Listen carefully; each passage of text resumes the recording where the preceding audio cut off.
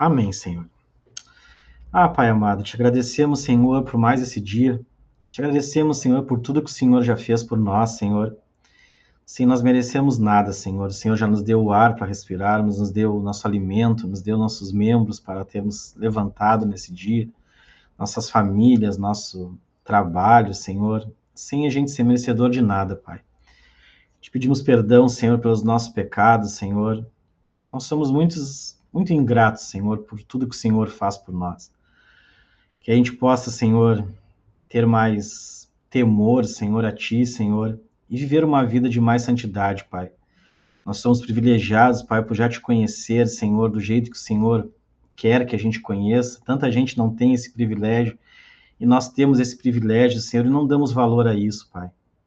Sabemos que seremos mais julgados, que quem muito é dado, muito é cobrado, então nós sabemos, Senhor, que estamos, Senhor, somente pela tua graça, Pai, aqui e agora, Senhor. Te pedimos que o Senhor guie, Senhor, os nossos pensamentos, nossas palavras, que a tua palavra seja pregada verdadeiramente, Senhor, que esse segundo mandamento que vamos aprender, que seja a tua verdade, Pai, que a gente tenha, Senhor, na nossa mente, no nosso coração, Senhor, os teus mandamentos, Pai, para que a gente cumpra eles com amor, Senhor, porque tua palavra diz, Senhor, aquele que não obedece teus mandamentos não é teu filho, Pai. Então nós queremos ser teus filhos, Pai, ser co-herdeiros de Cristo, Pai, sermos teus, Senhor, sermos teus escravos em amor, que nós possamos viver, Senhor, no reino de luz, não no reino das trevas, e que possamos, Senhor, cada dia mais resplandecer, Senhor, Cristo em nossas vidas, Pai.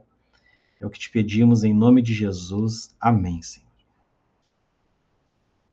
Amém, graças ao bom Deus. Amém. Então, meus irmãos, nós vamos dar prosseguimento na nossa playlist dos mandamentos, dos 10 mandamentos, e hoje daremos início ao segundo.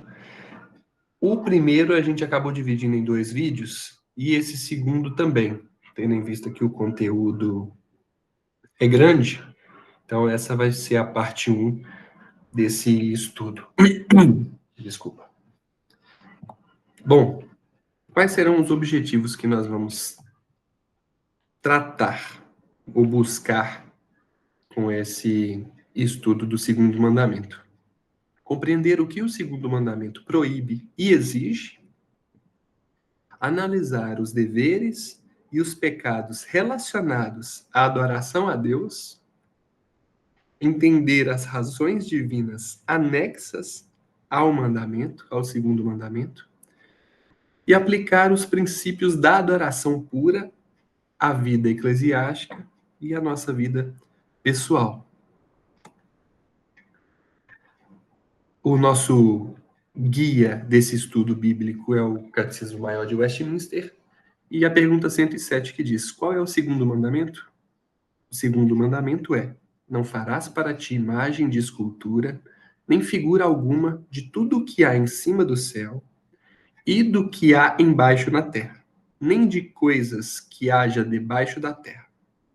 Não as adorarás, nem lhe dará culto, porque eu sou o Senhor teu Deus, o Deus forte e zeloso, que vinga a iniquidade dos pais nos filhos até a terceira e quarta geração daqueles que me aborrecem, e que usa de misericórdia até 1000 gerações com aqueles que me amam e que guardam os meus preceitos. O segundo mandamento está em Êxodo 20, do 4 ao 6, do 4 ao 6.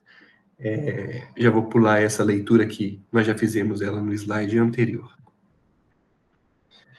Bom, o segundo mandamento, ele proíbe a criação de qualquer imagem ou semelhança de Deus, quer seja do que está no céu, na terra ou debaixo da terra, e a adoração ou culto a elas. Isso, meus irmãos, inclui não apenas estátuas ou pinturas, mas também a formação de uma imagem de Deus em nossa mente, que não esteja de acordo com a sua revelação nas Escrituras. A adoração deve ser dirigida ao Deus invisível e verdadeiro, como ele se revelou. A razão anexada, nós vimos no versículos 5 e 6, introduz o conceito do zelo de Deus e as consequências geracionais da obediência e da desobediência, que nós vamos explorar melhor quando chegarmos na pergunta 110. E o foco é na forma correta de adoração, meus irmãos. Esse segundo mandamento, ele é a base da adoração correta ao nosso Deus. Irmão, rapidinho. Percebam que a conexão direta do segundo mandamento com o primeiro. No primeiro, nós temos Deus se apresentando como o único e verdadeiro Deus. Nós refletimos muito sobre isso na última aula, sobre o primeiro mandamento. E quando Deus se apresenta como o único e verdadeiro Deus, ele, então, proíbe todo Deus falso, proíbe toda adoração falsa, proíbe toda idolatria a nós próprios, aos ídolos que criamos, né? E então nós passamos para o segundo mandamento. Depois do Deus ter se apresentado como único e verdadeiro, então ele agora se apresenta como um Deus zeloso, que deseja ser adorado à sua maneira. Então, se ele é o Deus único e verdadeiro, ele agora vai se apresentar como esse Deus zeloso, que deve ser adorado da maneira como ele próprio prescreve. E eu quero chamar a atenção só para o aspecto de um pecado proibido no primeiro mandamento, que era o da heresia. Não sei se os irmãos vão lembrar. O da heresia, que é realmente criar, é a deturpação da palavra de Deus. E nós refletimos que, à luz do primeiro mandamento, os ensinos falsos e heréticos que dividem o povo de Deus, que ensinam doutrinas erradas, e a consequência dele é fazer com que essas pessoas que agora interpretam as escrituras de uma maneira inadequada, adorem o Deus de forma errada. Então, eu só queria fazer essa conexão, que a heresia, quando nós entendemos Deus errado, nós vamos adorá-lo de forma errada. E aí nós incorremos na idolatria. Então, olha a conexão profunda que temos mesmo da continuidade do segundo mandamento em sequência do primeiro. É verdade. E um ponto interessante também, eu particularmente, quando eu era católico, até mesmo evangélico, antes de me converter verdadeiramente ao verdadeiro Deus, quando eu ia falar sobre o segundo mandamento, para mim só vinha imagem de escultura na mente. Idolatria, idolatria é santo, é santo, é santo, é santo, e eu nem me considerava um idólatra. E aí, às vezes, a pessoa até fala, você pode idolatrar um time, você pode idolatrar um membro da sua família, enfim. Mas aqui, meus irmãos, nós vamos ver, e na verdade nós já estamos cientes disso,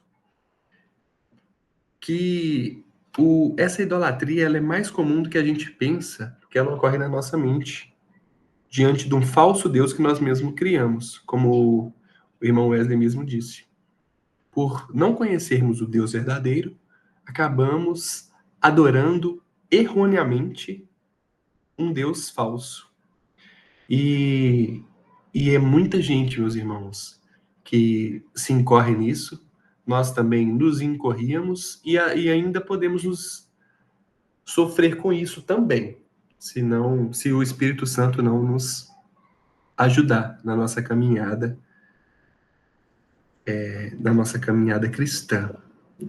Sim, irmão. E é um ponto, só para a gente poder avançar também, de atenção para nós ao refletir sobre o segundo mandamento, com base no que o William disse agora, é que profundamente, uma análise profunda do segundo mandamento, nós vamos perceber que a idolatria, e profunda idolatria, constante, gravíssima idolatria, que nós incorremos em adorar um Deus falso, mas enquanto tentamos adorar um Deus verdadeiro. Esse que é o ponto. É errar o alvo. O segundo mandamento aqui está falando de criar imagens, e não só físicas.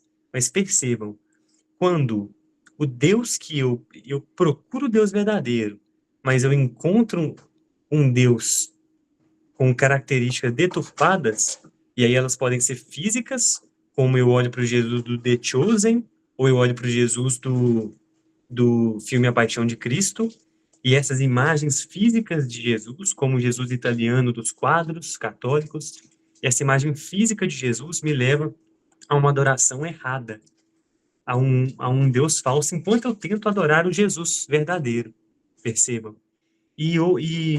As imagens, os ícones também mentais, não só de imagens, mas de conjuntos de características, como nós temos estudado também, vão fazer essa mesma coisa.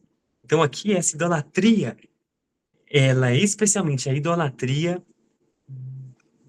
de um Deus falso, mas tentando adorar o Deus verdadeiro. E aí nós corremos muito esse risco também, não só católicos romanos, como evangelicais, mas até nós, enquanto nós não estamos focados mesmo no Deus das Escrituras. Né? Perfeito. Avancemos. Pergunta 108. Quais são os deveres exigidos no segundo mandamento? E agora vamos tratar de cada um desses deveres trazidos pelo Catecismo Maior de Westminster. O primeiro, o receber, observar e guardar, puros e inalterados, todo o culto e todas as ordenanças religiosas que Deus instituiu na sua palavra. Mateus 28:20. Ensinando-os a guardar todas as coisas que eu vos tenho mandado. E eis que eu estou convosco todos os dias até a consumação do mundo. Amém. Nós vemos aqui, meus irmãos, nessa passagem dita pelo próprio Cristo em Mateus, a exigência da guarda de todas as coisas que vos tenho mandado, reforçando o princípio regulador do culto, que nós vamos tratar também mais adiante. A adoração, ela deve ser pura e inalterada, praticando-se apenas o que Deus instituiu em sua palavra. É o primeiro dever exigido no segundo mandamento.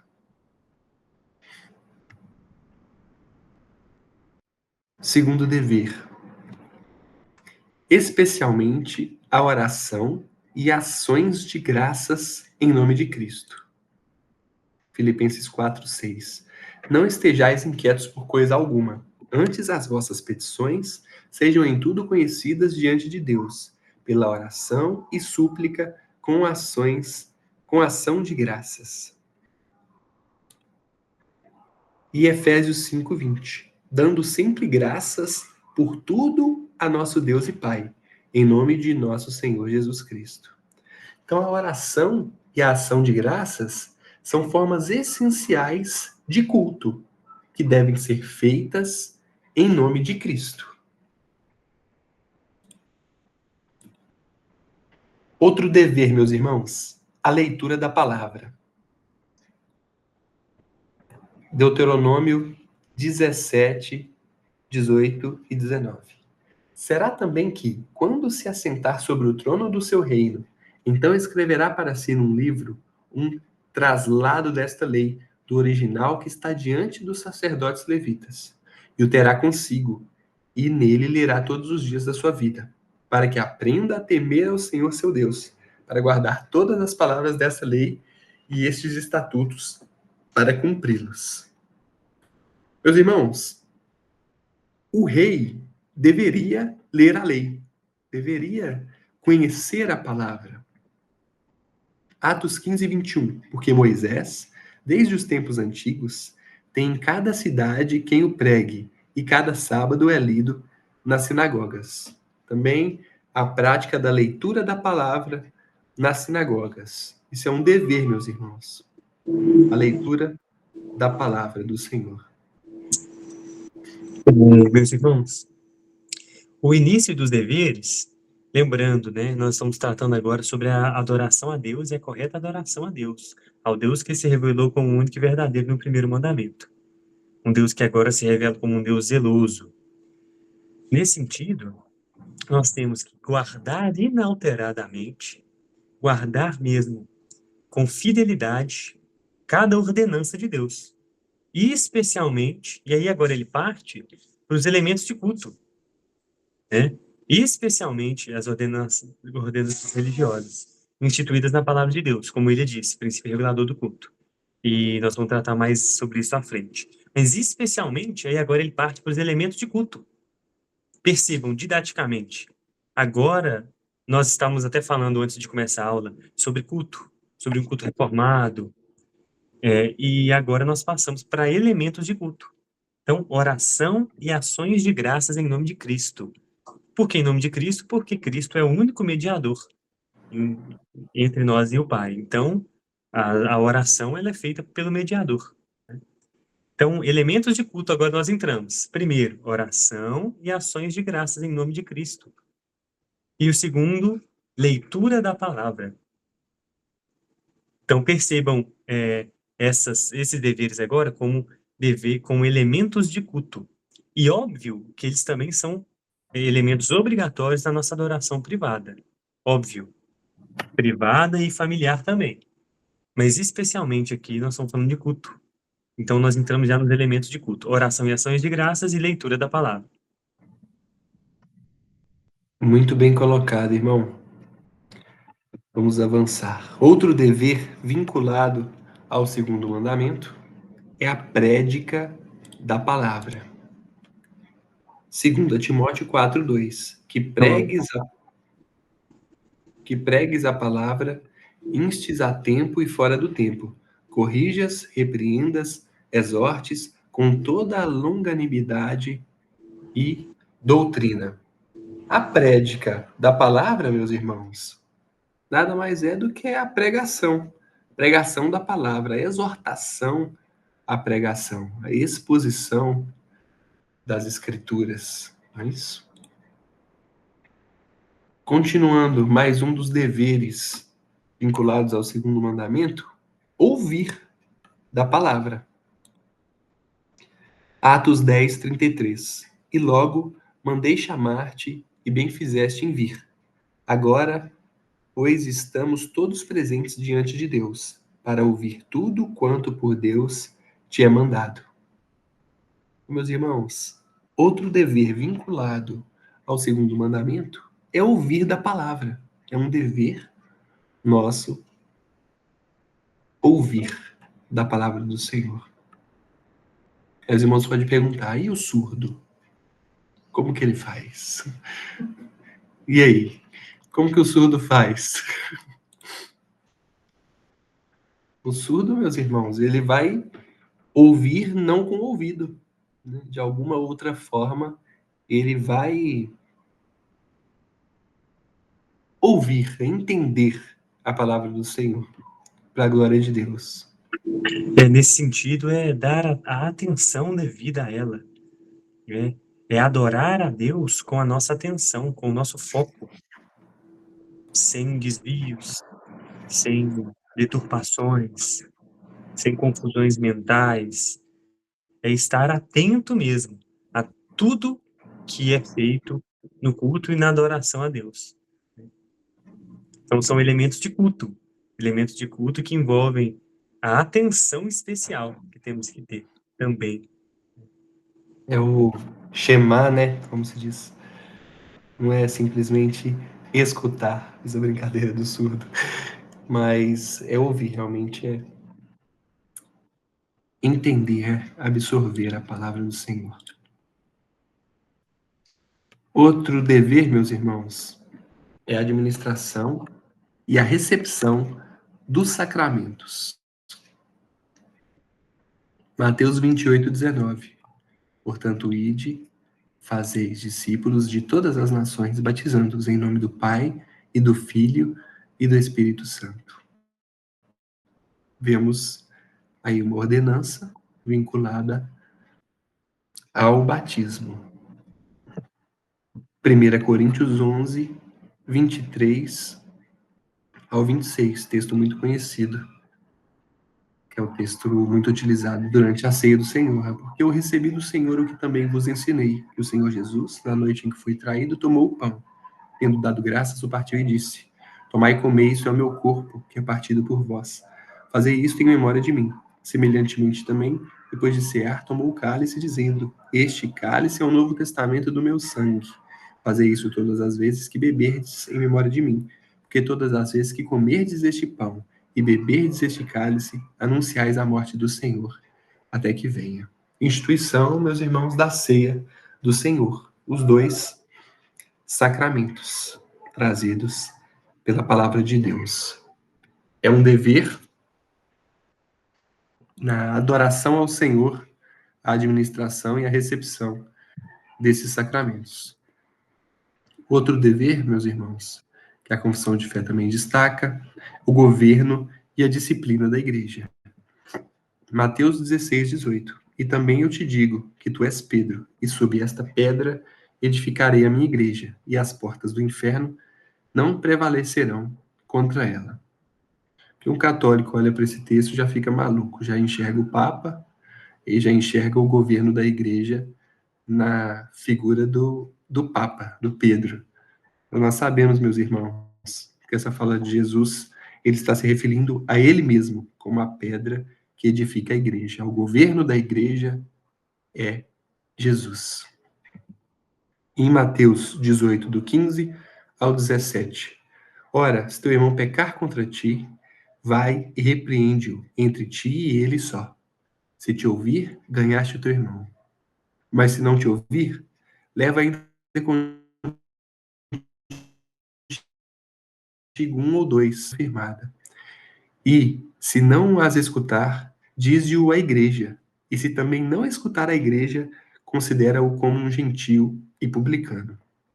Meus irmãos, a disciplina também é um dever, é fundamental. Uma igreja séria, uma adoração que busca ser reta ao Senhor, ter essa prática da disciplina, de disciplinar um irmão, de exortar um irmão que está fora do caminho, para que ele possa regressar nos caminhos do Senhor.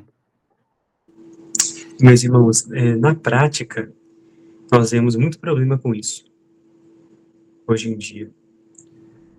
A disciplina da igreja, eu acho que ela é a função pastoral mais negligenciada que existe. Porque a disciplina, à luz das Escrituras, especialmente sob a ótica reformada, ela não é só de pecados mesmo cometidos materiais, mas também de pecados doutrinários. Então, por exemplo, se eu declaro subscrever uma confissão e eu passo a crer, eu manifestar que eu creio de forma diferente dela, a IPB deveria, o conselho da IPB deveria me exortar e me disciplinar. E se eu não me arrepender por um desvio doutrinário, por exemplo, suponhamos que eu seja um arminiano, que eu creia na soteriologia arminiana, sendo um membro da IPB. Eu deveria ser excomungado se eu não me arrependesse da minha posição. A disciplina ela não é só de adultério. Não. Ela é de todo tipo de pecado, inclusive o pecado doutrinário. E aí nós temos isso, irmãos. Qual foi a última vez que vocês ouviram falar disso? Né? Não existe, isso não existe. Mas não existe também por quê? Porque como que eu vou identificar uma falha doutrinária se a pessoa, se o membro da igreja, nem foi ensinado dessa doutrina? Ele foi recebido como um membro sem a necessidade de afirmar doutrina nenhuma. Eu não sei, eu nem ensinei para ele o que ele deve crer. Como que eu vou disciplinar ele de crer errado?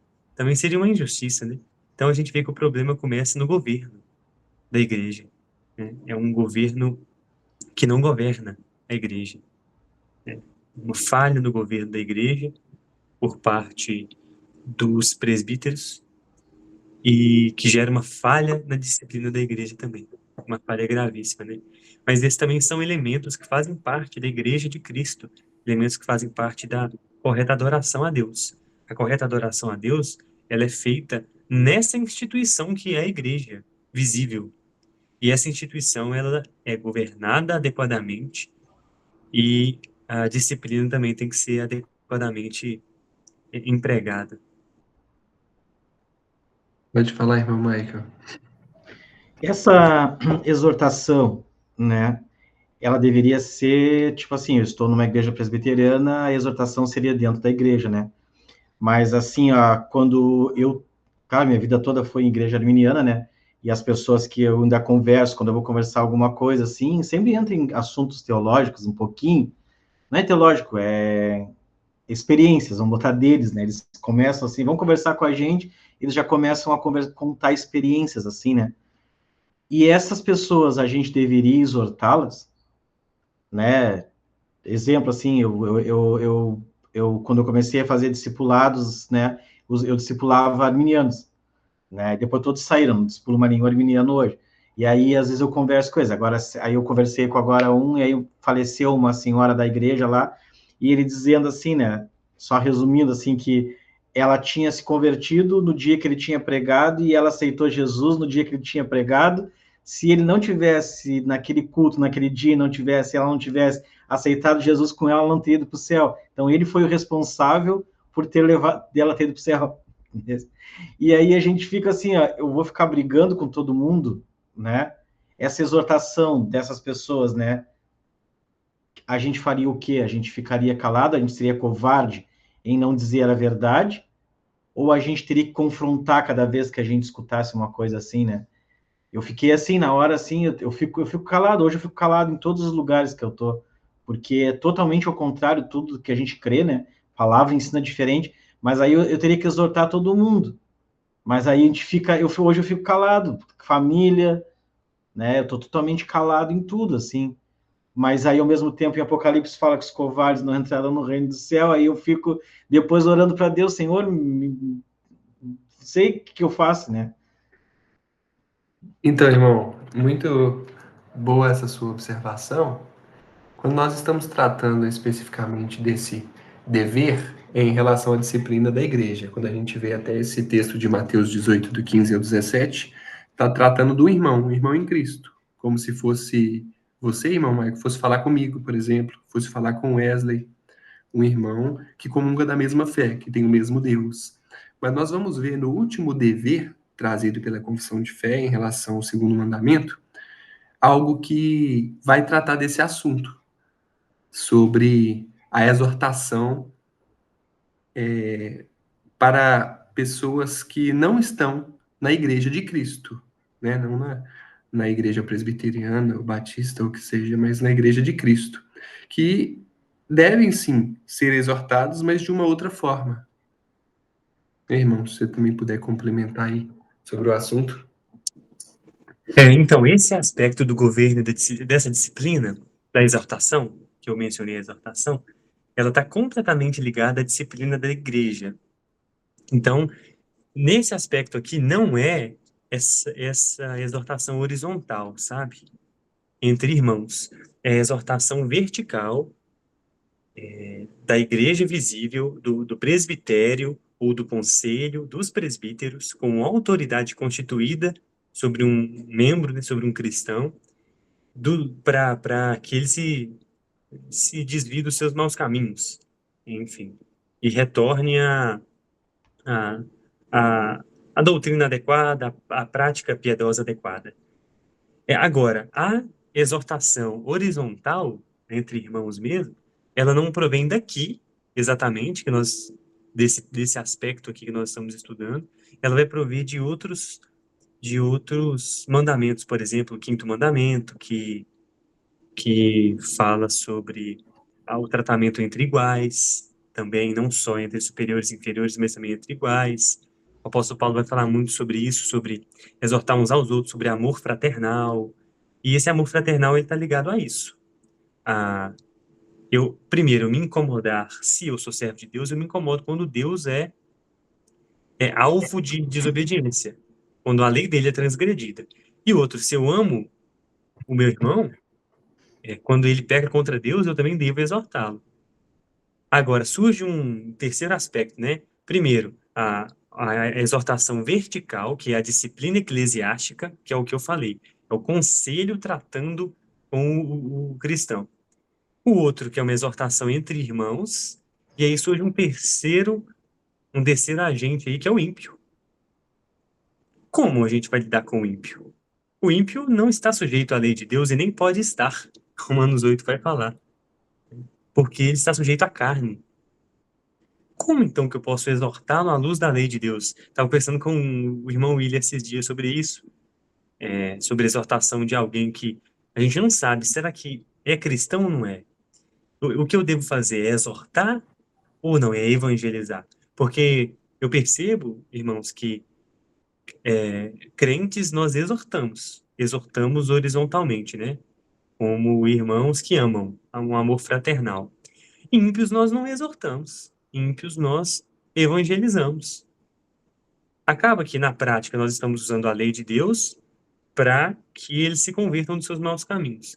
Mas um já é filho, é um filho que se desvia. O outro não, o outro nem conhece, ou conhece falso e tudo. Então, acho que a sua pergunta é mais sobre esse terceiro, né? Como a gente vai lidar com alguém que parece que nem é crente? Só Vamos que usar a lei de Deus, né? esse senhor, né, ele tem 70 anos, né, e ele está na igreja há 35 anos, né, numa igreja batista arminiana, né, e aí eu discipulei bastante tempo ele. Na teoria, quando a gente começa a falar com os arminianos, eles acreditam no que Calvino, na teologia calvinista, mas não vivem aquilo, é aquela coisa, né, ó, crer, mas não praticar, então não vale de nada. Todas os que eu discipulei na época, assim, né, eram nesse padrão. E aí, sabe, hoje eu tenho entendimento, assim, né, a gente tem que dizer assim, não são irmãos, porque eles não creem no mesmo Cristo, não creem no mesmo Deus. Mas eu falo é da gente ser covarde, né, que nem eu digo, hoje eu fico calado. Na minha família lá, na família da minha esposa, assim, eu fico calado vendo eles falarem somente as asneirices de Deus. E aí eu para não brigar, mas aí Jesus vem e diz, né, vem para trazer a espada, não vem para trazer a paz. Aí a gente fica com aquelas duas coisas, né? Eu tô sendo covarde, não tô sendo covarde, eu tô me, né, eu fico para não brigar com ninguém, né? Isso aí tem que ser feito com sabedoria, né? E aí a gente se pega com muita dúvida mesmo. Eu mesmo, em diversas oportunidades, já perdi muita oportunidade de evangelismo, e me sinto também covarde em várias oportunidades. Compartilho com o senhor desse sentimento também. E é plenamente possível. Mas um outro aspecto é que é o que o pastor Ademir, do Cultura Reformada, fala, né? Sobre o benefício da dúvida. Ah, seu irmão me deu paz e o Senhor na rua, até que se Vai. prove o contrário, ele é meu irmão. Então, sob essa ótica, se a pessoa se diz irmã, então a gente deveria exortá-la como irmão, com amor fraternal. Agora, se ela não for, ela vai rejeitar com força, com muita força, essa exortação, né? Com base no orgulho, na vaidade e tudo. Mas, enfim, pensando mais sobre o que o senhor falou, sobre a covardia e tudo, de fato, isso é uma discussão para um outro tema, talvez um outro mandamento, mas é uma boa discussão. Mas nós temos que ter sabedoria para nos manifestar sobre isso, para defender o Senhor, não que ele precise, mas defender a sã doutrina, né? João Calvino mesmo fala. É nem um cachorro, quando vê que o seu dono está em perigo, ele ataca, ele o protege, né? Então, que devemos ser assim também, né? Mas como que isso se dá? Tem que ser com Então, sabedoria, também tem que ser com amor, né? meus irmãos, quando Jesus também resume os 10 mandamentos, na segunda parte desse resumo ele diz amar o próximo como a si mesmo. Então, me colocando no lugar de um ímpio, pecador, sabendo o que eu estou perdendo, eu gostaria que os irmãos me exortassem, me apresentassem a santa lei de Deus, me demonstrassem o meu erro e orassem para que Deus tirasse as escamas dos meus olhos. Então, acho que fazendo esse exercício de piedade, né, de empatia, pode clarear a nossa mente sobre como deveríamos agir, nos colocando no lugar do ímpio.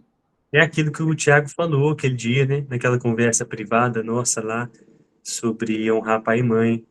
O que ele gostaria ele com a mente sã, o que ele gostaria que nós fizéssemos por ele, esse ímpio? Era pregar a verdade, né? Então, é Esse verdade. Mas tem que ser com sabedoria, né? tem que saber eu assim depois que a gente conhece Cristo, né, verdadeiro da Bíblia, assim, eu tenho na realidade assim, eu tenho hoje prazer em ser exortado, porque eu quero viver conforme a palavra, né? E hoje eu estava vendo lá, agora está na escolinha do meu filho lá, se vocês tiverem a oportunidade de assistirem, oportunidade e coragem, vou dizer assim, tá? A última palavra do pastor Felipe ali, que ele está fazendo uma exposição sobre ateus evangélicos. Aí ele publicou a segunda, tá? Eu só não chorei de coisa que eu estava na escolinha ali parado, mas por dentro, assim, eu chorando, de tão podre que eu sou, assim, do jeito que Deus se mostra. A, como o nosso pecado se mostra diante de Deus, né? Gente, eu fiquei desesperado, sinceramente, assim, eu saí dali, assim, tinha gente do meu lado, assim, eu tava no fone, eu me mexia de um jeito, assim, né, eu fiquei desesperado de ver a podridão que eu sou e o que Deus pensa de mim, né, então, assim, se vocês tiverem coragem, eu vou botar no grupo depois pra vocês assistirem, é uma palavra rápida, de 1 hora até, não é de 2 horas, é de 1 hora ali, tá? A gente desespera, mas é um desespero bom, é um desespero que me levou mais para Cristo. Aí eu cheguei em casa e orei assim, Senhor, me ajuda a não ser isso aí, né? Hoje eu tenho prazer em ser exortado pela palavra. E a gente, infelizmente, às vezes não vê isso nessas pessoas que se dizem cristãos e a gente vai falar qualquer coisa, eles já, né? Não é porque a gente é melhor, é porque Deus nos mostra a nossa podridão, né? Uma podridão, a gente é muito podre, a gente é. Hoje eu fiquei muito mal, sério. Eu tava assim, agora conversando com minha esposa, quando eu cheguei da escolinha, assim, eu no café, ele tomando antes de vir pra cá, e eu pra ela, assim, eu tô mal, assim, me deu dor de cabeça, me deu tudo assim, eu fiquei mal com a palavra, assim, e eu já ouvi palavra pesada, mas essa aí me destruiu, assim. Eu falei que eu chamei o Felipe ali até na hora, assim, né? Aí eu disse, pô, meu, que palavra, assim, ele disse, é densa, meu, é densa, assim, a igreja não tem mais Bíblia. Ele só leu a Bíblia, ele só leu a Bíblia. E aí destruiu, assim, foi botar pra vocês assistirem, assim, e a gente vai ver é demais. É demais. Manda lá no grupo. A gente é tudo ateu, e ele diz assim, vão embora da igreja, dizer assim, mas vão embora e não voltem mais. Ele dava assim na palavra, assim, porque, sério, a gente não dá bola para Deus. A gente peca assim, como se Deus não existisse, né? É E aí, verdade, meu irmão. essa exortação faz muita falta, a gente tem que... Por isso que a gente Tem tem que que ter. ter conversas, né? Para a gente conversa e vai achando, Por, né? por isso é um elemento litúrgico, um elemento da igreja. A disciplina ela é indispensável, indispensável, indispensável. E por causa disso, porque o crente ele tem que ser santificado. Nós precisamos de ser feitos à imagem de Cristo. É, E aí a disciplina da igreja, ela nos faz isso conosco, né? Graças a Deus. manda lá no grupo depois, irmão. Vamos avançar. Outro dever, o ministério. 1 Coríntios 12, 28. E a uns, pois Deus na igreja, primeiramente apóstolos, em segundo lugar profetas, em terceiro doutores, depois milagres, depois dons de curar, socorros, governos, variedades de línguas, enfim. Deus estabelece ministérios na igreja, cada um exercendo a sua função. Organização, certo? A sua manutenção, outro dever do segundo mandamento. Os presbíteros que governam bem sejam estimados por dignos de duplicada honra, principalmente os que trabalham na palavra e na doutrina, porque diz a Escritura: não ligarás a boca do boi que debulha, e digno é o obreiro do seu salário. Então, meus irmãos, existe também um dever de sustentar os ministros, de sustentar aqueles que participam da obra. Isso é um dever ligado à forma correta de cultuarmos ao Senhor. Outro, meus irmãos, outro dever, o jejum religioso. Joel 2,12. Ainda assim, agora mesmo diz o Senhor, convertei-vos a mim de todo o vosso coração, e isso com jejuns, e com choro, e com pranto. Meus irmãos, eu confesso que, até preparando essa aula, a gente vai identificando, como até o irmão Michael disse por meio desse sermão que ele presenciou, quando nós nos deparamos com a lei, nós vamos identificando as nossas falhas. Isso é uma forma linda também de exortação. É nós adentrarmos no entendimento profundo da santa lei de Deus. E eu tenho falhado muito no jejum, meus irmãos. Eu não jejuo. Não jejuo. Quando eu jejuo, enfim, eu preciso estudar mais sobre o jejum para fazê-lo da forma correta. Mas isso é um dever, meus irmãos. É um dever de um cristão, de um membro da Igreja de Cristo, jejuar. Irmão, sobre o jejum, nós aprendemos no pentecostalismo uma prática completamente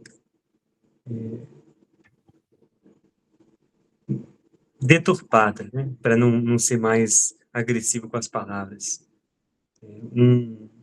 Uma coisa horrível, aprendizados horríveis, errôneos, né? E a gente acaba, quando a gente vai abandonando essas questões erradas, a gente vai se distanciando delas por completo. E depois a gente vai percebendo que eu não preciso de abandonar certas coisas, eu só preciso de fazê-las adequadamente. Então, o jejum, meus irmãos, é uma prática reformada, puritana, covenanter. A Confissão de Fé de Westminster é clara em jejuns individuais e jejuns solenes, como os votos também, que é o próximo ponto 11 aí, os votos públicos. Jejuns públicos solenes é quando a igreja inteira é convocada a jejuar por um determinado fim, especificamente. Então, de fato, é uma prática perdida pelos reformados brasileiros. Por quê? Porque a gente... não, a gente não, porque nós estamos estudando, mas o mais comum do reformado é se apegar na soteriologia calvinista e desprezar completamente a confessionalidade. Isso não é ser um reformado. Isso não é ser um reformado.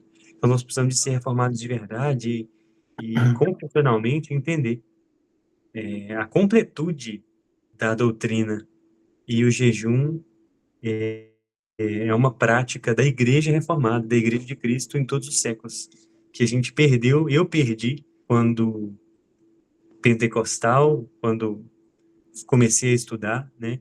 E que tenho recuperado nos últimos tempos com o aprofundamento da confessionalidade, né? Não é o jejum pentecostal, né? É um jejum bíblico adequado que nós precisamos de compreender como que ele realmente funciona e como que ele é executado por nós, para a gente também não incorrer num jejum inadequado, num jejum errado. A Confissão de Fé de Westminster também vai tratar do jejum em um ponto específico. Se Deus permitir, também chegaremos lá no nosso estudo da Confissão de Fé. Meus irmãos, e também tem um outro dever que a Confissão traz, que é o jurar em nome de Deus. Deuteronômio 6,13. O Senhor teu Deus temerás e a ele servirás, e pelo seu nome jurarás. Meus irmãos, eu não sei se vocês, assim como eu, ao ler esse dever de jurar em nome de Deus, acharam estranho, haja vista o pecado do terceiro mandamento, que traz como jurar em nome de Deus ser um pecado, usar o nome de Deus em vão. E a gente vê aqui o jurar em nome de Deus como uma ordenança, como um dever do Senhor. Tem passagens bíblicas que tratam sobre isso. E eu faço aqui uma pergunta. Jurar em nome de Deus não é pecado? Não fere o terceiro mandamento? O que, é que os irmãos podem me falar sobre isso? Irmão Michael, o próprio irmão Wesley também, o irmão Davi, que também está presente. Eu nunca pensei sobre esse aspecto, porque quando Jesus fala, né, que a gente não deve também jurar no Novo Testamento, né, fala que a gente não deve jurar em vão, né, mas é uma coisa que eu nunca pensei, por ler lá, eu nunca tinha prestado atenção nesse Deuteronômio, né? Que manda a gente jurar. Seria o que o que a gente diz a gente fazer. Não sei se seria nesse sentido, né? Mas eu nunca pensei sobre esse. Eu não juro em nome de Deus por não por causa do mandamento, mas no Novo Testamento que é falado um pouco sobre isso, né? Uhum. E aí, irmão Wesley? É sobre o jurar em nome de Deus. É interessante quando a gente pensa sobre os votos, é como o irmão Michael falou. Eu vou fazer alguma promessa, alguma coisa, e o ponto principal sobre jurar em nome de Deus é, eu posso exemplificar por meio de uma outra pergunta. Há outra possibilidade? Nós conseguimos jurar em outro nome, senão o nome de Deus, né? Eu posso prometer alguma coisa que não seja em nome de Deus? E aí vem Tiago, na epístola de Tiago, que ele fala: ah, vocês vão falar que eu vou fazer isso, que eu vou fazer aquilo, que semana que vem eu isso, que eu vou fazer aquilo. Ele fala: vocês deviam dizer, se Deus quiser, farei tal e tal coisa.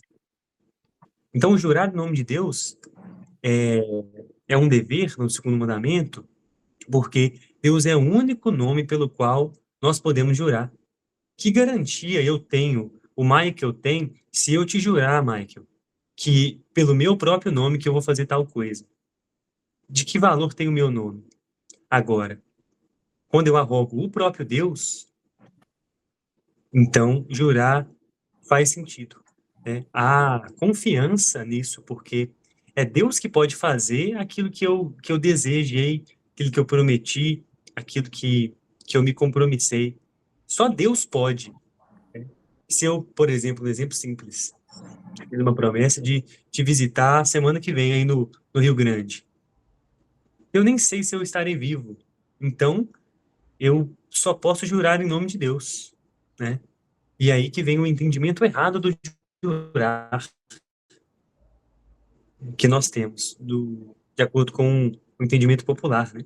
Aí não cabe isso aqui que eu estou explicando. Mas o ponto é esse.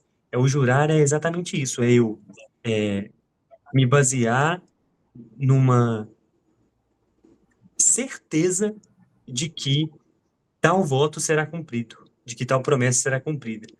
Como que eu posso garantir que tal coisa será cumprida? Eu não posso. Eu não posso garantir que as minhas próprias promessas serão cumpridas.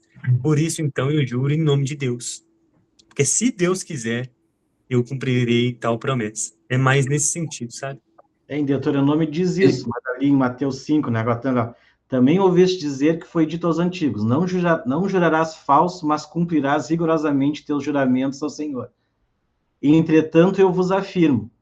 Por isso que eu tenho o daqui, eu não tenho o de Deuteronômio, né? E Jesus diz: no entanto, eu vos afirmo, não jureis de forma alguma, nem pelos céus, nem, nem pelos céus, nem é que são o trono de Deus, nem pela terra, por ser o estrado onde repousa seus pés, nem para Jerusalém, porque é a cidade do grande rei. Então eu tenho, pelo que diz em Mateus, em Deuteronômio eu nunca tinha lido essa parte aí, mas Jesus manda não jurar de jeito nenhum. Então daqui que eu tenho, que eu nunca mais jurei, e completa com o que o Wesley está falando.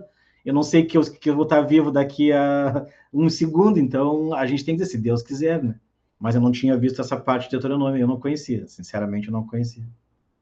Então, Eu não meus, posso jurar por Jerusalém, pelo templo, pela cidade. Nada disso, nada, não faz sentido. então, meus irmãos, esse ponto é muito interessante, é porque existe um entendimento equivocado do terceiro mandamento em relação a jurar. Que olha que interessante esse outro texto, irmão Michael, Gálatas 1:20. Olha o que o apóstolo Paulo faz. Ora, acerca do que vos escrevo, eis que diante de Deus testifico que não minto. É uma coisa eu falar, ó, eu juro por Deus que eu não estou mentindo. O apóstolo Paulo está fazendo isso para a igreja. Então, diante desse texto do apóstolo Paulo para a carta de Gálatas, nós vemos ele jurando para Deus. E isso faz confusão. Pelo menos na minha cabeça fez muita confusão. Falei, que estranho, parece que é meu terceiro mandamento. O próprio irmão Michael aí leu, né, Jesus falando sobre não jurar, em hipótese nenhuma. Então, meus irmãos, jurar aqui é reconhecer pública e solenemente que Deus é o Deus da verdade e que está diante dele. O juramento legítimo, que é esse juramento feito pelo apóstolo Paulo e dito lá em Deuteronômio, é um juramento solene, é um juramento, meus irmãos, necessário. Por exemplo, diante de um tribunal, quando você vai prestar um testemunho e jura em nome de Deus, aquilo ali não é pecado, meus irmãos, se você não estiver mentindo, né? Que aí nós vamos entrar, sim, no terceiro mandamento. Mas aquele juramento em nome de Deus, no qual você vai falar de fato a verdade, não é pecado, meus irmãos. É um dever. É um dever. Durante uma aliança, um pacto, uma ordenação, uma confissão formal, isso tudo, meus irmãos, são juramentos perante Deus, juramentos necessários. Imagina se todos os contratos fossem feitos diante de Deus. Não precisaria de assinar nada. Todos seriam verdadeiros. É verdade. Boa, boa analogia. O juramento legítimo é um juramento verdadeiro. Um juramento verdadeiro pode sim ser jurado em nome de Deus. Um juramento feito para a glória de Deus é um juramento legítimo, se ele for para a glória de Deus. Um juramento com temor e com reverência, que está dentro do nosso coração ao jurarmos. É um juramento legítimo. Um juramento para confirmar uma verdade, um compromisso sério. É um ato de culto. Por isso aparece no segundo mandamento. Isso é um ato de culto, jurar, meus irmãos, em nome de Deus. E é diferente do juramento leviano que nós vamos estudar no terceiro mandamento. E aqui eu também abro um parêntese para este ponto do compromisso sério. Meus irmãos, diante de um casamento, quando nós também vamos fazer os nossos juramentos ali para com o cônjuge, em nome de Deus, diante de testemunhas. Aquilo ali é um juramento também, em nome de Deus. É um juramento legítimo, é um juramento perfeito. Irmão, Amém? tem outros exemplos também mais práticos para ficar claro por que que isso está no segundo mandamento. Por que que o jurar em nome de Deus ele está contido no segundo mandamento. Sendo que o assunto do segundo mandamento principal é a adoração correta e adequada a Deus. É o culto, o culto correto a Deus. E aí o exemplo do casamento foi ótimo, foi ótimo. Ele é um voto feito perante a congregação diante de Deus. Um voto de um pacto solene. E um outro voto, e aí um voto e um juramento em nome de Deus, mesma coisa, quando se faz um voto, você está jurando em nome de Deus. Por exemplo, a profissão de fé, públicas profissões de fé. Quando eu declaro publicamente que eu subscrevo a confissão da igreja. Quando eu declaro publicamente e assumo um compromisso perante a igreja de que no batismo do meu filho, eu vou ensiná-lo no caminho. Eu vou ensinar as escrituras, pregar para ele as escrituras. Esse é um voto solene, é um juramento feito em nome de Deus, diante de Deus.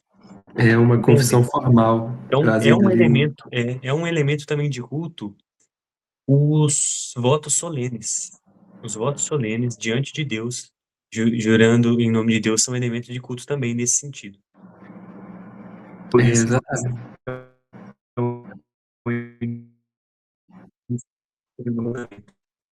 Isso, o segundo mandamento, ele ordena o juramento solene.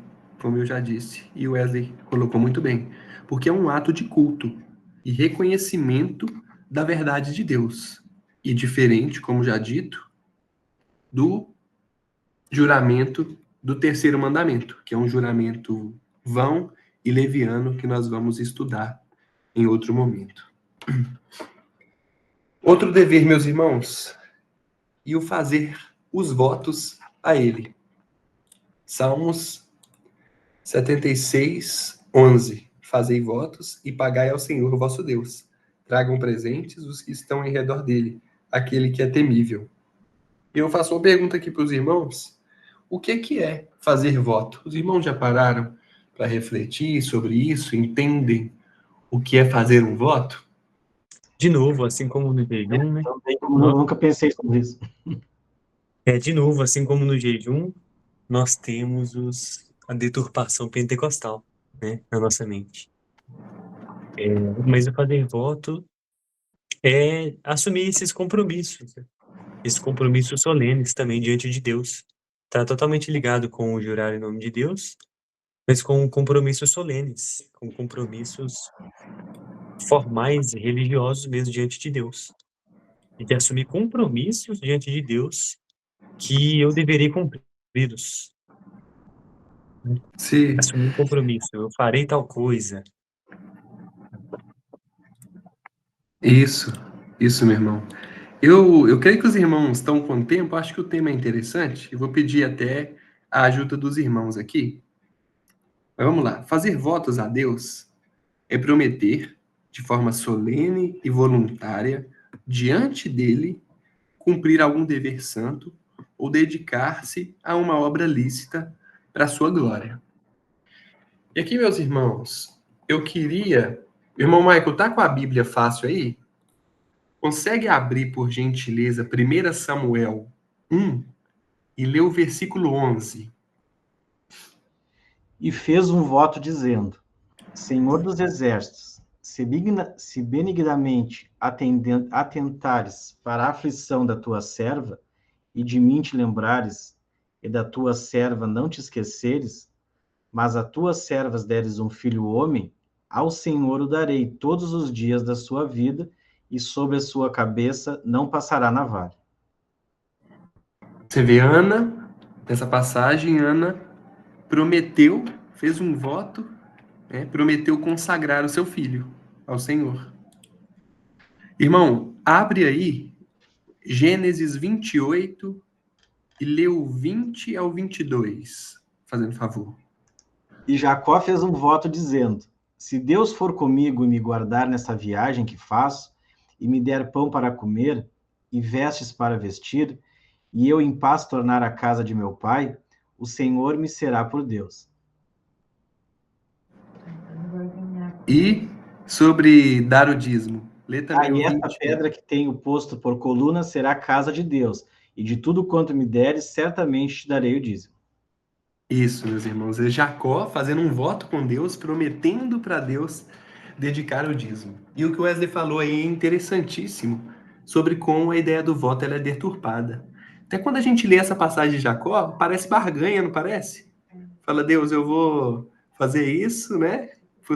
Se o Senhor me der isso. Mas, meus irmãos, o voto não é barganha com Deus. É um entendimento extremamente equivocado, de fato, do que é um voto. E é até estranho, meus irmãos, compreender um voto. Porque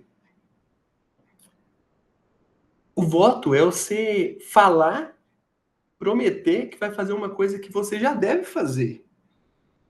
Prometer dedicar-se fielmente, por exemplo, à sua igreja local, ou consagrar-se por um período específico de oração, prometer entregar o dízimo ou oferta de forma regular, ou prometer fazer um voto para abandonar um pecado em específico com um firme propósito, prometer servir uma área específica do ministério, prometer guardar a castidade, por exemplo, até o casamento.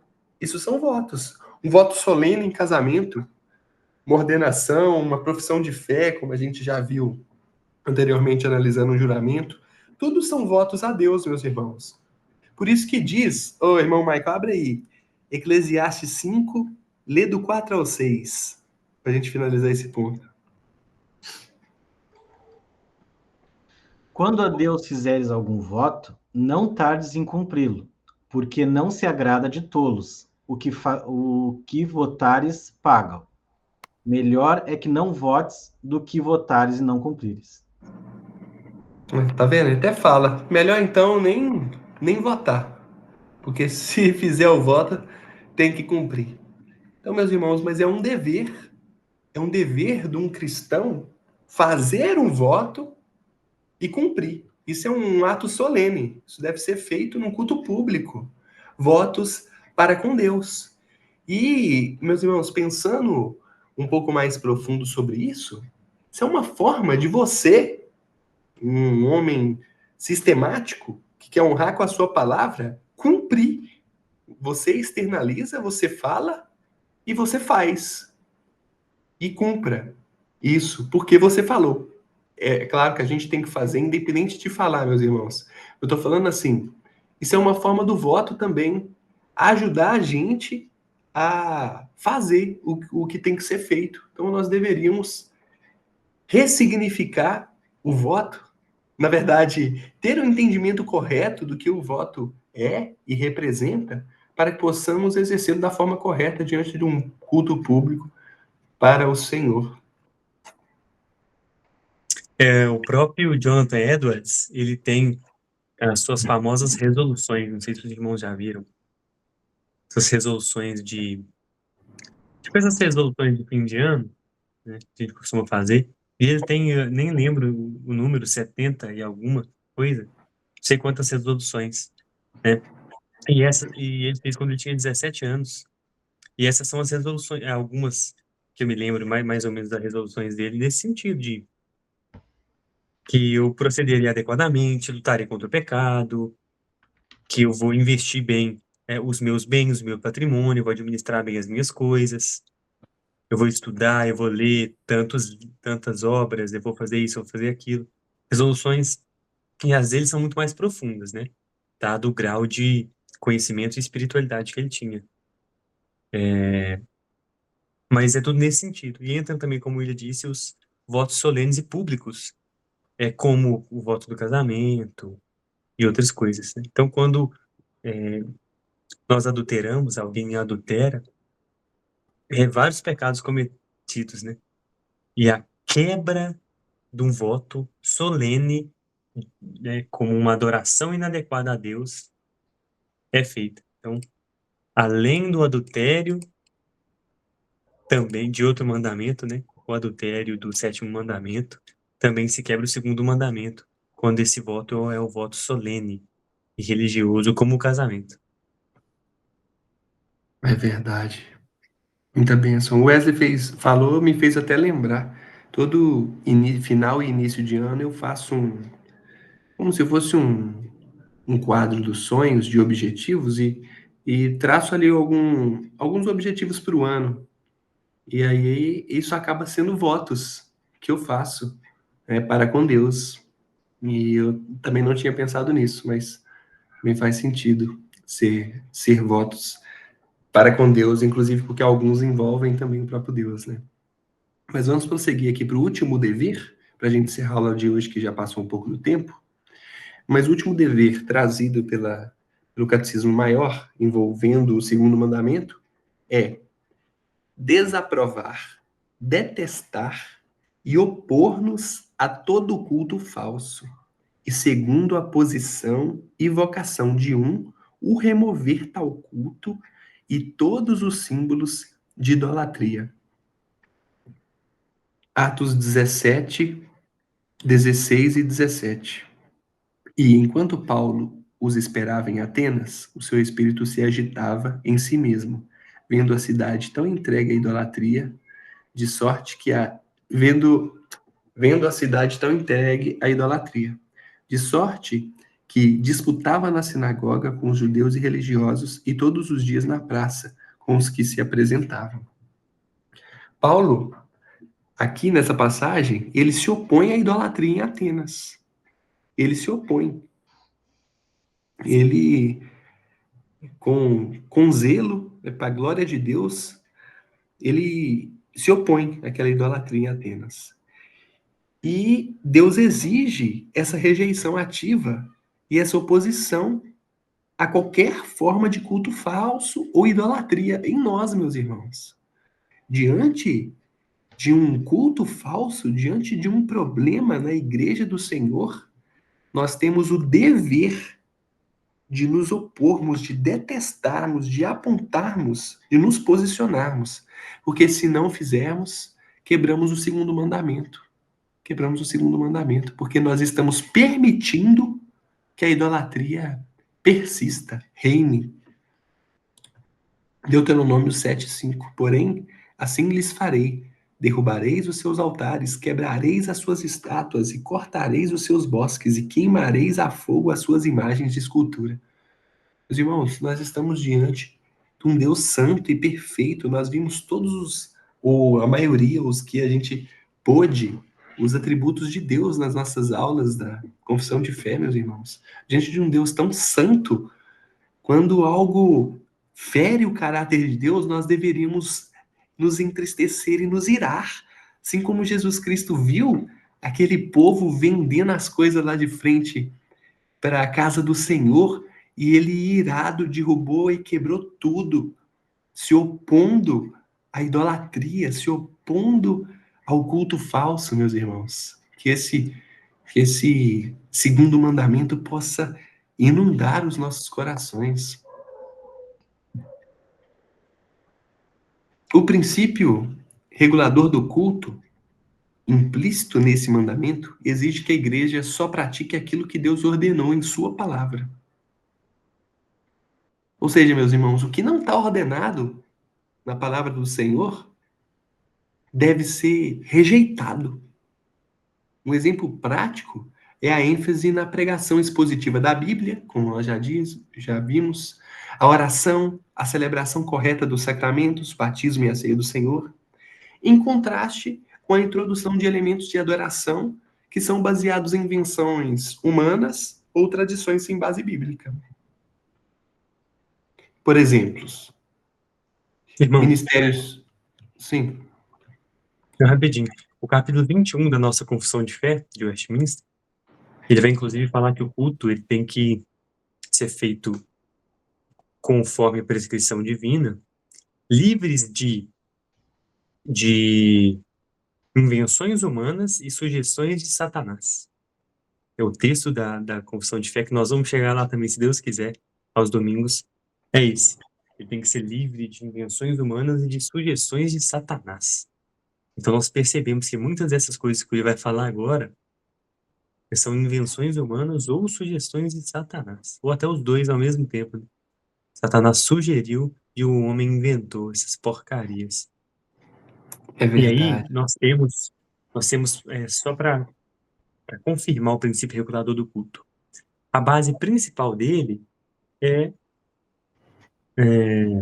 principal não, mas um texto que demonstra o princípio regulador do culto é o texto do fogo estranho de Nadab e Abiú, né? Eles não fizeram uma coisa proibida. Não. Eles fizeram uma coisa não prescrita. Esse que é o ponto. Esse é o princípio regulador do culto. Somente aquilo que Deus prescreveu e ordenou. Não é o que não pode fazer aquilo que é proibido. Esse é o princípio normativo de culto. E esse princípio normativo de culto diz que se não é proibido, é permitido. Então, se não há proibição de ministério de dança ou de outras coisas, então pode-se fazer. Esse é o princípio normativo de culto. Esse é o princípio da Igreja Católica Apostólica Romana, que na missa introduz toda sorte de invenções humanas e sugestões de Satanás. Foi contra isso que os reformadores lutaram. Para agora o evangelicalismo e a própria IPB, né, vamos dizer assim, infelizmente, com muita tristeza no coração, introduzir diversos elementos de culto não prescritos. E ainda diz que se baseia no princípio regulador do culto. Mas não, quem faz isso se baseia no princípio normativo de culto, que é o princípio que diz que se não é proibido, é permitido. Mas não, o princípio regulador do culto proíbe tudo que não é prescrito. Como o fogo estranho, que não era proibido, ele só não era prescrito. E eles foram mortos por isso. Perfeito. Bom, só já caminhando para o fim, lembrando que hoje nós vimos os deveres e na próxima aula nós vamos ver os pecados que envolvem, as proibições que envolvem o segundo mandamento. Mas para a gente poder fechar, meus irmãos, ministério de dança. Muitas igrejas introduzem isso como um elemento de culto, com a justificativa moderna de que Davi dançava perante o Senhor, então que eles também podem dançar no culto. Meus irmãos, mas Davi dançou num evento nacional, você lembrou a entrada da arca, não foi num culto público regulado. Isso não está prescrito, meus irmãos, isso tem que ser excomungado, destruído, cortado, eliminado, isso não existe. Vou tratar de outros aqui de uma forma mais rápida. Teatros e encenações durante o culto com a justificativa, Jesus ensinava com parábolas, Paulo usava ilustrações, então nós também podemos usar teatros para transmitir a mensagem. Meus irmãos, parábola é pregação, não é dramatização. Deus prescreveu a pregação da palavra, não uma representação artística, meus irmãos. Isso está fora do que foi prescrito. Isso não deve ser utilizado numa verdadeira adoração ao Senhor. Culto com fumaça, efeitos de luz, músicas de fundo, para decisões buscando mexer no emocional dos presentes, falando que a fumaça representa nuvem de glória, que as luzes ajudam a criar um ambiente propício para adoração, as músicas que servem para deixar a pessoa mais emocionada. Meus irmãos, produzir emoção não é ordenança de Deus. O culto de Deus é racional. Quando a emoção toma conta, perdemos a racionalidade. Isso também, meus irmãos, deve ser uma prática rejeitada. Só sobre a emoção, um aspecto, né? O Michael falou sobre as emoções que ele sentiu ao ouvir as exortações na palavra de Deus da pregação do pastor Felipe. Essas são emoções bem-vindas, emoções que provêm naturalmente das Escrituras. Naturalmente, assim, espiritualmente, né? Por obra do Espírito. E não de artifícios. Não são emoções artificiais, emoções genuínas. Tristeza, contrição, arrependimento, alegria, gozo. Quando isso vem da palavra de Deus, isso é bem-vindo no culto. Isso, na verdade, é obrigação. Nós devemos nos emocionar diante da palavra de Deus, porque nós não podemos ser apáticos a ela. Ela é o poder de Deus para salvar todo aquele que crê. Agora, o emocionalismo mesmo, barato, artificial. Eu me senti podre, necessitado de Cristo. É uma emoção diferente que eu tinha quando eu chorava, que eu via a música e chorava, né, nas pentecostalismo. Hoje não, hoje eu me sinto podre, né, eu me sinto cada vez menor e mais necessitado de Cristo. Eu falando isso à minha esposa, ela que vai sair da igreja agora. Eu disse, não, agora que eu vou me voltar mais para Cristo. Porque eu dependo dele, né? É diferente não é emoção, dessa emoção aí, né? É uma podridão que parece que a gente se enxerga de dentro para fora, assim, né? Meu irmão, eu costumo, quando Deus me dá essa graça também, de me emocionar durante a ceia do Senhor. Também, quando Deus me permite, eu também tenho uma emoção ali genuína, sabe? Do meu pecado e do sacrifício de Cristo. Como o Wesley mesmo disse, e o senhor também, meu irmão Michael, colocou muito bem, essa emoção, ela é real. Essa emoção, ela é gerada pelo próprio Deus. Não é por causa de uma estratégia musical que nos deixa aos prantos num culto de parede preta, né? Show de música, protagonismo de banda, performances musicais, com aquela justificativa de que estamos oferecendo o melhor para Deus, que os músicos também adoram com seu talento. Meus irmãos, a música no culto ela é congregacional, não é um espetáculo, não. São solos prolongados, performances artísticas, tudo viola esse princípio. O cântico deve Repetições, ser 16 vezes, Isso, e 32 repetições. vezes, a mesma coisa. Exatamente, meus irmãos. O cântico deve ser do povo de Deus, não do palco ao povo, e sim do povo de Deus, como uma igreja de Cristo, cantando junto: Santo, Santo, Santo, Santo é o Senhor. Cultos temáticos, é o culto da vitória, é o culto da cura, é o culto da família, é o culto da prosperidade,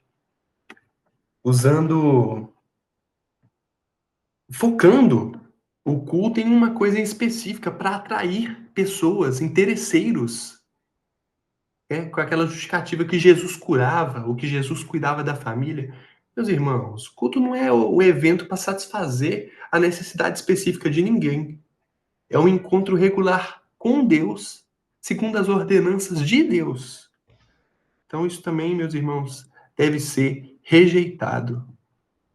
E, para finalizar, para nós acabar, que eu já roubei muito tempo dos irmãos, mas Ministério Infantil com coreografias e apresentações públicas.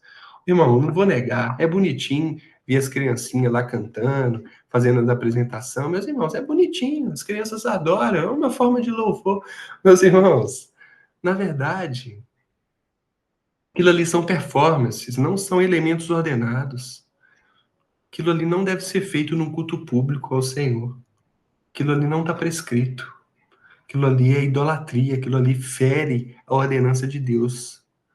O foco do culto muda, meus irmãos.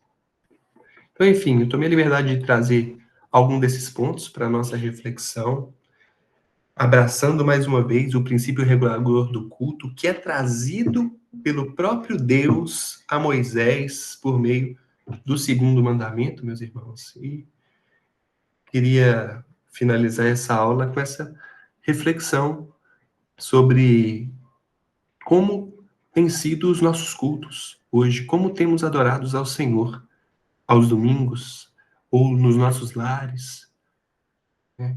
Que possamos voltar os nossos olhos à santa lei de Deus e à forma com que Ele quer ser adorado. Nós vamos tratar mais desse assunto ainda na próxima aula.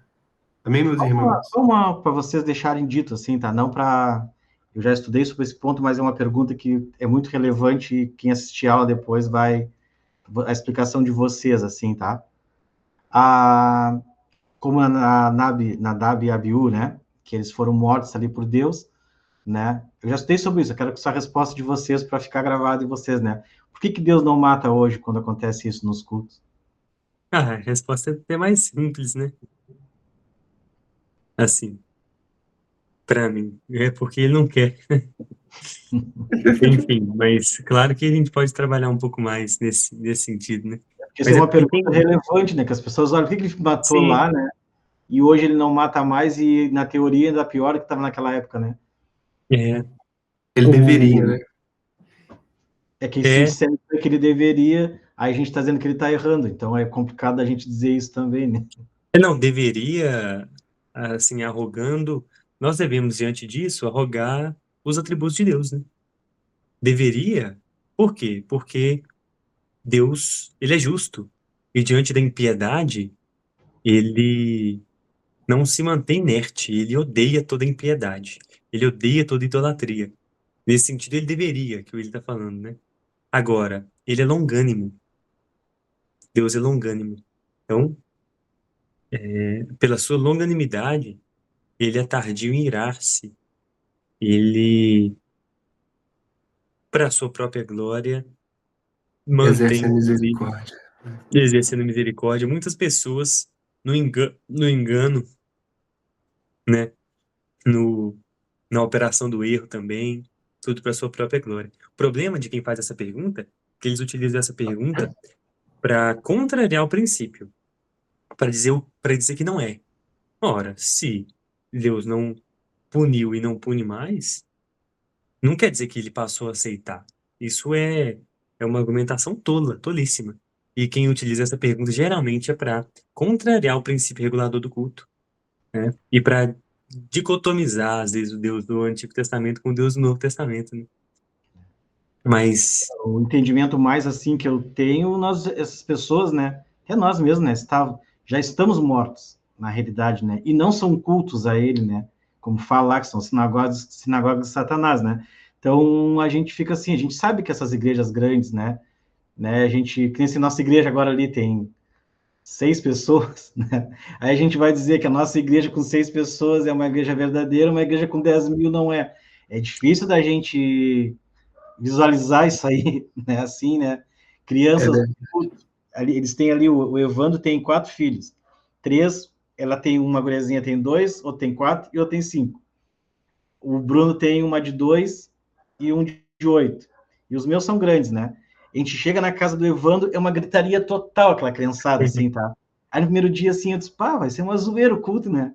Começou o culto, as criancinhas todas de 2 anos, as de 2 anos, sentado na cadeirinha, 2 horas e meia assistindo a palavra, sem falar uma, sem se mexer na cadeira. Dava um intervalo, elas começavam a brincar, correndo, que o Evandro ia pregar, elas se sentavam na cadeirinha e não falavam uma palavra. Anotando, tá? Desenhando, a de 5 anos, a de 4 dele já escreve, né? Ele faz o homeschooling, todos da família homeschooling também. A de 5 e a de 4 dele já escreve, lê, já faz tudo, anotando o que eles falavam e prestando atenção no culto. 2 horas e meia de culto. E um adulto não consegue, às vezes, ficar 1 hora num culto, né? É Então, verdade. Deus é Deus, né? Aí a gente vai dizer assim, ali é um culto verdadeiro, e os outros não são. Para o nosso entendimento, é aquele paradoxo que estava conversando aquele dia. Não bate, né? É, meus irmãos, e assim, igual recentemente o Wesley focado em fazer a liturgia da nossa congregação, a gente tentando dentro dos lares cultuar Deus da forma correta, a gente pode até acreditar que nós estamos cumprindo esse mandamento, meus irmãos. Mas a gente abre a boca ali para cantar um salmo, a gente se dispersa, pensa em outra coisa, a gente vai fazer uma oração, enfim, nós não cumprimos, meus irmãos, o segundo mandamento, nós não cultuamos ao Senhor da forma como deve ser. O Espírito Santo que nos ajuda na nossa oração a chegar até Deus. Então, assim, meus irmãos, nós estamos estudando a palavra, nós estamos tentando fazer tudo o que é certo, mas nós sabemos que nós não conseguimos, porque se nós conseguíssemos, nós não precisaríamos do Cristo, né? Então, que Deus possa continuar exercendo a misericórdia dele sobre as nossas vidas, que nós possamos cumprir todos esses deveres que ele nos ordena, baseando na forma com que ele quer ser adorado e não na forma com que nós queremos adorá-lo. Amém, meus irmãos? Graças a Deus. Graças a Deus. Irmão Wesley, faz então uma oração de encerramento para nós, por gentileza. Soberano Senhor, mais uma vez nós nos dirigimos ao Senhor. Com essa conclusão, enxergando quão pecadores nós somos, enxergando quão inadequada é a nossa adoração. Porque apesar de nós estarmos, às vezes, com todos os elementos litúrgicos adequados, pode ser que o nosso coração esteja distante da adoração do Senhor. Pode ser que nós estejamos te adorando com a boca, mas com a nossa mente focada em outra coisa, ou em preocupações, em problemas. Então, Senhor, não podemos te adorar nem se o Senhor nos der uma igreja santa, uma liturgia perfeita. Não podemos adorar, Senhor, se o Senhor não nos transformar. Se o Senhor não suscitar de nós o verdadeiro louvor, suscitar de nós o verdadeiro culto. Nós precisamos, Senhor, de Ti e sermos santificados pelo Teu Espírito Santo para que sejamos fiéis, Senhor. Não conseguimos, não podemos ser fiéis. Não podemos sozinhos. O Senhor deve, para que isso aconteça, é só com o Senhor mesmo nos transformando. E ainda mais dia após dia, nos dando conhecimento das suas escrituras e nos dando, Senhor, as emoções que nós conversamos hoje, as emoções que nos destroem, que nos envergonham, para que, pela vergonha na cara, né, com o nosso coração novo dado pelo Senhor, nós possamos nos transformar, ser transformados pelo Senhor. Que o Senhor nos livre de toda idolatria, de todo falso Deus, de toda falsa adoração, de toda falsa compreensão e concepção do Senhor, para que nós possamos te adorar adequadamente, te cultuar adequadamente. Nós não merecemos, também, como a gente já tem conversado, um culto adequado ao Senhor. Nós não merecemos. Nós não merecemos nem cultuar o Senhor. Nós merecemos era o inferno, Senhor. Maldito. Mas o Senhor nos deu como um presente o seu culto. O Senhor nos deu como puro sinal da sua graça um, um, uma possibilidade de nos relacionar com o Senhor. Quão maravilhoso o Senhor é. E o Senhor se relaciona com pecadores como nós, por meio do mediador que é Cristo e da forma como o Senhor ordenou. Obrigado pelo perdão de todos os nossos pecados, cultuais, de todas as nossas idolatrias cultuais também, em todos os aspectos da quebra do segundo mandamento, Senhor. Obrigado pelo seu perdão, porque Cristo pagou por todos esses nossos pecados. E eu clamo que o Senhor nos proteja e nos guarde do nosso pecado e nos dê um coração que te adora adequadamente, num culto formal que te adora adequadamente. Não merecemos isso, Senhor, mas desejamos que o Senhor, se quiser, nos abençoe dessa maneira, Senhor. Nós oramos como filhos, pela mediação do Filho, do primogênito da criação, pelo Cristo, Senhor. Amém.